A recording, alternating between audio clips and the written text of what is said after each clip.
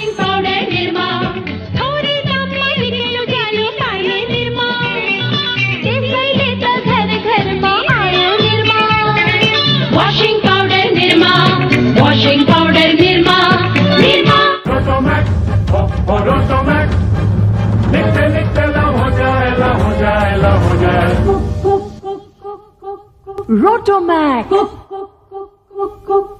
रोटोमैक, लिखते लिखते लव हो जाए।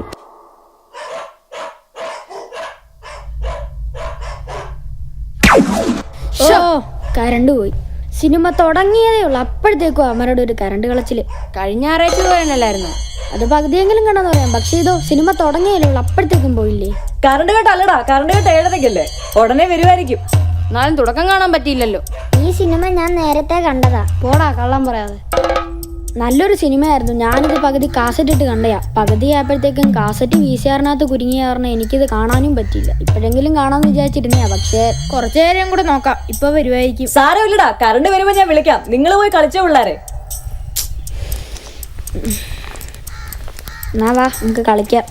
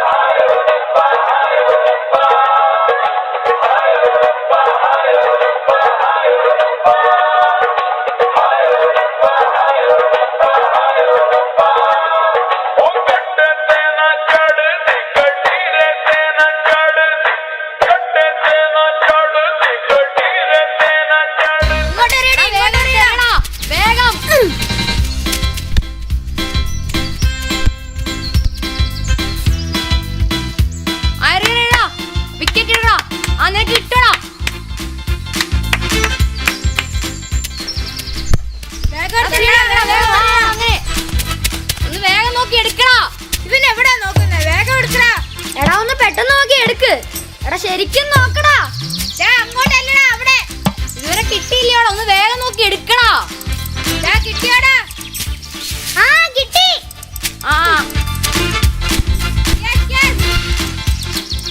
ബാറ്റിങ്ങും തരുന്നില്ല, ബോളിങ്ങും തരുന്നില്ല. എടുക്കടാ എടുക്കടാ, വേഗം എടുക്കടാ. ഇനി ഞാൻ ബോൾ എടുക്കില്ല.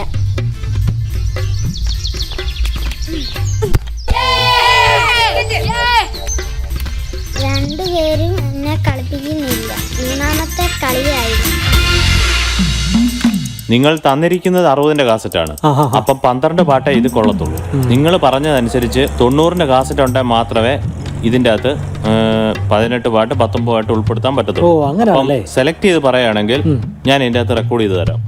ഇപ്പൊ തന്നെ സെലക്ട് ചെയ്ത് തരാം. Hitler 4, okay. ഇന്ദ്രപ്രസന്റ് 2, പിന്നെ തമിഴിലൊരു സംഭവം മിസ്റ്റർ റോമിയോ അത് 4, പിന്നെ മുത്തുമില്ലേ അതും കൂടെ ചേർത്ത്. Okay okay.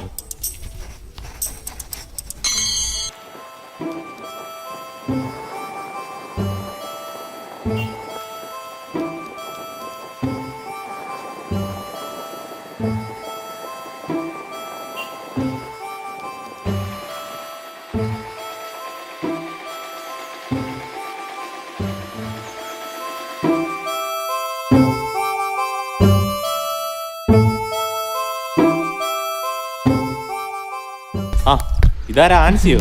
കണ്ടിട്ട് കുറച്ചാളായല്ലോ. അത് റീച്ചേട്ടാ എക്സാം ആയിരുന്നു, അതാ കാസറ്റ് താമസിച്ചേ. കാസറ്റിന്റെ കാര്യമല്ലെന്നേ ഉദ്ദേശിച്ചേ. കാസറ്റ് താമസിക്കൊന്നും പ്രശ്നമല്ലെന്നേ. ആൻസിയല്ലേ കൊണ്ടുപോയത്. ഞാൻ പറഞ്ഞ ആൻസിയെ കണ്ടില്ലെന്നാ. കാസറ്റ് എടുക്കാൻ അല്ലെങ്കിൽ ആൻസി ഇടയ്ക്കിടയ്ക്കൊക്കെ വരണം കേട്ടോ. പുതിയ പാട്ടുകളൊക്കെ എത്തിയിട്ടുണ്ട്. വേറെ ഏതാ എടുക്കുന്നേ? മാന്ത്രികം ഉണ്ടോ? മാന്ത്രികം പോയിരിക്കുവാണല്ലോ. അയ്യോ, ആൻസി നേരത്തെ പറഞ്ഞിരുന്നെങ്കിൽ ഞാൻ മാറ്റി വെച്ചാനായിരുന്നു. നമ്പർ 1 സ്നേഹതീരം ഉണ്ടോ? നമ്പർ 1 സ്നേഹതീരം, നമ്പർ 1 സ്നേഹതീരം ഉണ്ട്, തരാം. ദേ, ഇതൊന്നും ഇറങ്ങാത്ത കാസറ്റാ. ആൻസിക്ക് ആയതുകൊണ്ടാ ഞാൻ തരുന്നേ. ആരും അറിയരുത് കേട്ടോ. ഇല്ല ഇല്ല. ആൻസി ഈയിടെയായിട്ട് അങ്ങ് ക്ഷീണിച്ചു പോയല്ലോ, എന്തു പറ്റി? എക്സാം ഒക്കെ ഇല്ലേ, അതുകൊണ്ടായിരിക്കും. ഒത്തിരി ക്ഷീണിച്ചോ? ഓ, ആൻസിക്ക് ഇതാ സൗന്ദര്യം, കുഴപ്പമൊന്നുമില്ല. എന്നാ ചേട്ടാ ഞാൻ പോട്ടെ. ഓ, ആൻസി നിൽക്കുന്നേ, വല്ലപ്പോഴും ഒക്കെ അല്ലേ ഇങ്ങോട്ടൊക്കെ വരുന്നേ, ഇച്ചിരി കഴിഞ്ഞ് പോവാന്നേ. എന്നാ ഞാൻ പോട്ടെ, പിന്നെ വരാം. എടാ, ഈ കാസറ്റ് കൊണ്ടുപോയിട്ട് എത്ര ദിവസമായി? അത് പിന്നെ റേച്ചേട്ടാ, കാസറ്റ് VCRലായി പോയി.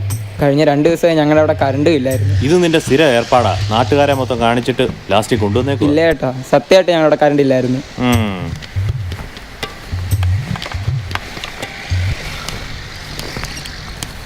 ആ, ഇതാരാ എമ്മങ്കടപ്പുറയോ? എത്ര നാളായി കണ്ടിട്ട്? എൻ്റെ റെജി, 2 ദിവസത്തെ ട്രിപ്പിന് വേണ്ടി ഞാൻ ഡൽഹി വരെ പോയതാ. അവിടെ ചെന്നപ്പോഴേ നമ്മുടെ മലയാളി അസോസിയേഷൻകാർ, കേട്ടിട്ടുണ്ടോ? മലയാളി അസോസിയേഷൻകാർ എനിക്ക് സ്വീകരണം തന്നേ പറ്റും. തുടങ്ങി. പിന്നെ എന്തെല്ലാം പരിപാടികളാണെന്ന് അറിയാമോ? കേന്ദ്രമന്ത്രി അദ്ദേഹത്തിന്റെ വസതി വരെ എനിക്കൊന്ന് പോകേണ്ടി വന്നു. ഒരു ദിവസം രാവിലെ ഞാൻ നോക്കിയപ്പോൾ, ഹലോ, കേന്ദ്രമന്ത്രിയുടെ പ്രൈവറ്റ് സെക്രട്ടറി ഞാൻ താമസിക്കുന്ന ഹോട്ടലിന്റെ ഫ്രണ്ടിൽ വന്ന് നിൽക്കുക. എന്തിനാണെന്ന് അറിയാമോ? അദ്ദേഹം പറഞ്ഞു വിട്ടതാ. പിന്നെ അത് കഴിഞ്ഞ് VIP-മാര്, VVIP-മാര്, മറ്റേവര് മറിച്ചേവര്, ഹലോ ഡേ പറയുന്ന കേക്കടേ, മറ്റേവര് മറിച്ചേവര്, ഇവരുടെ എല്ലാം കൂടെ സ്വീകരണം കഴിഞ്ഞപ്പോഴത്തേന് മാസം 2 കഴിഞ്ഞു പോയി. അപ്പൊ അങ്ങനെയൊക്കെയാണ് കാര്യങ്ങള്. ഡേ, ഞാൻ കവി മാത്രമല്ലല്ലോ, ഞാൻ സാമൂഹ്യ പ്രതിബദ്ധതയുള്ള ഒരു കലാകാരനും കൂടിയല്ലേ. എനിക്ക് ആരെങ്കിലും പിണക്കാൻ പറ്റുമോ എൻ്റെ റെജി? ഹലോ, ഇന്നത്തെ കളക്ഷൻ ഉണ്ടെങ്കിൽ ഒരു 20 റുപ്പീസ് നാളെ തിരിച്ചു തരാം. ചേട്ടാ, ഇന്ന് കളക്ഷൻ കുറവാ. എന്റെ റെജി, ഒരു 10 റുപ്പീസ് അങ്ങനെ തരൂ. 10 റുപ്പീസ്. താങ്കൾ ഡൽഹി പോയിട്ട് VVIP ആരൊന്നും തന്നില്ലേ? എന്റെ റെജി, ഒരു 5 റുപ്പീസ്, 5 രൂപ നാളെ തിരിച്ചു തരാം, അത്യാവശ്യമായതുകൊണ്ട്. ഇന്ന് 5 രൂപ തരാം, ഇപ്പൊ കുറെ ആയിട്ടുണ്ടേ. ഓരോരുത്തന്മാർ വലിഞ്ഞു കയറി മനുഷ്യനെ കൊടുക്കും. നീ ഇതുവരെ നോക്കി കഴിഞ്ഞില്ലേ? നോക്കുമായിരുന്നു, ഏതാ വേണ്ടേന്ന്. ചേട്ടാ, രംഗീലയുണ്ടോ? ആഹാ, നീ രംഗീലയൊക്കെ കാണാറായോ? അടിപൊളി പാട്ടൊക്കെ ഉണ്ടല്ലോ, ഒന്ന് കാണാന്ന് വെച്ച്. ദേ, രംഗീല കണ്ടിട്ട് നാളെ തന്നെ കൊണ്ടുവരണം, ഇല്ലെങ്കിൽ ഓരോ ദിവസത്തെ വാടക ഞാൻ മേടിക്കും, കേട്ടോ? ശരി.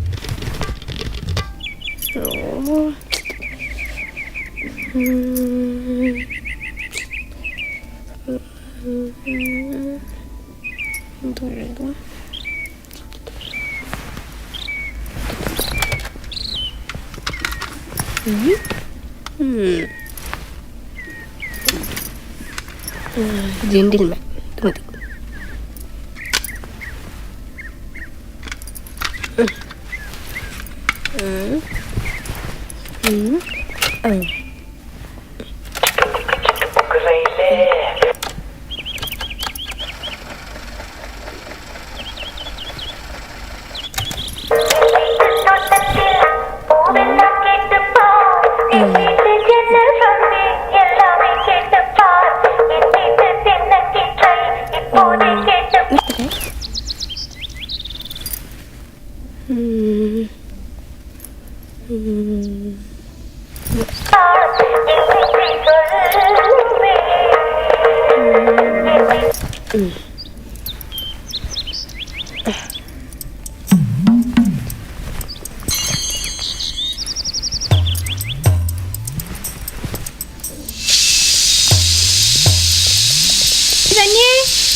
നീ പാട്ടും കേട്ടോണ്ടിരിക്കുവാണോ? ട്യൂഷന് പോവണ്ടേ?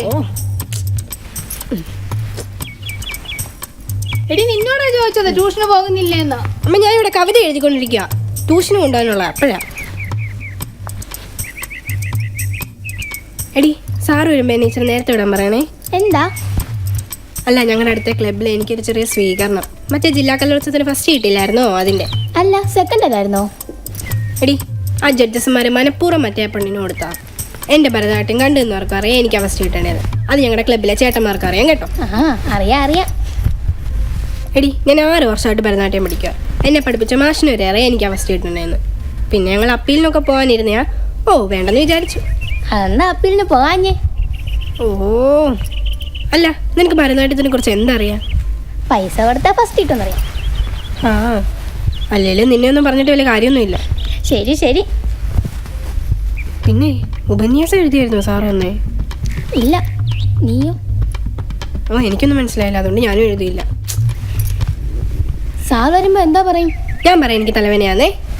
ആ ഞാൻ പറയാ, നീ വല്ല മല്ലയാണ് പറ. എന്താ ഒരു സമയം 2 തലവേന വരാനൊക്കത്തില്ലേ? സാർ നിന്റെ സ്വീകരണ പരിപാടിയൊക്കെ വിശ്വസിച്ചാൽ ഇതും വിശ്വസിക്കും. പോടി പോടി, ഒരു കലാകാരിയെ ബഹുമാനിക്കാൻ പഠിക്കുക കേട്ടോ.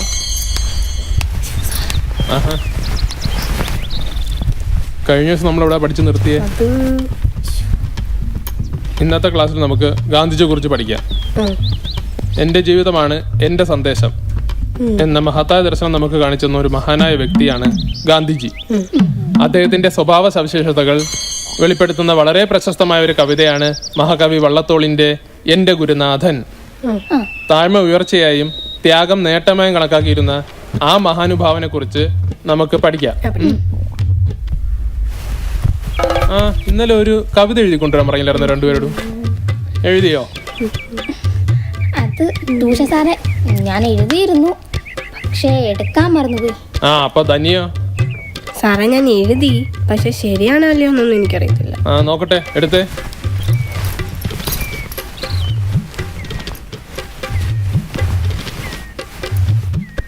എന്റെ വീട്ടിലെ പൂക്കൾ എന്നോട് ചോദിച്ചു, നീ ഇതു കണ്ടില്ലയോ ജനലഴിയിലൂടെ? വണ്ടുകൾ വന്നെന്നെ തീണ്ടിയിടുന്നു, വണ്ടിന്റെ മൂളൽ പൂക്കൾ താങ്ങിയില്ല. എന്നാൽ പൂക്കൾ പാടിയാൽ വണ്ടിന് കേൾക്കില്ല. എന്റെ വീട്ടിലെ പൂക്കൾ എന്നോട് ചോദിച്ചു. സംഭവം കൊള്ളാലോ. ഇതെങ്ങനെ എഴുതി? സാറേ ഇന്നലെ ഞാൻ വൈകിട്ട് പഠിക്കാതിരുന്നപ്പോഴേ ചേച്ചി എന്നോട് പറഞ്ഞു ചെടിക്ക് പോയി വെള്ളം ഒഴിക്കാൻ. അപ്പൊ ഞാനിങ്ങനെ വെള്ളം ഒഴിച്ച് വന്നപ്പോ ചെടി എന്നോട് എന്തോ ഇങ്ങനെ പറയുന്ന പോലെ ഒരു തോന്നല്. അപ്പം ഞാൻ സാറ് പറഞ്ഞ കാര്യമില്ലേ മറ്റേ കവിത ഇപ്പം എഴുതിയത്, അത് ഞാൻ ആലോചിച്ചേ. അങ്ങനെ ഞാൻ എൻ്റെ മനസ്സിൽ തോന്നിയത് അങ്ങ് എഴുതി, അത്രേ ഉള്ളൂ. ഇത്രയും കഴിവുണ്ടെന്ന് കണ്ടാ പറയില്ല കേട്ടോ. കൊള്ളാം.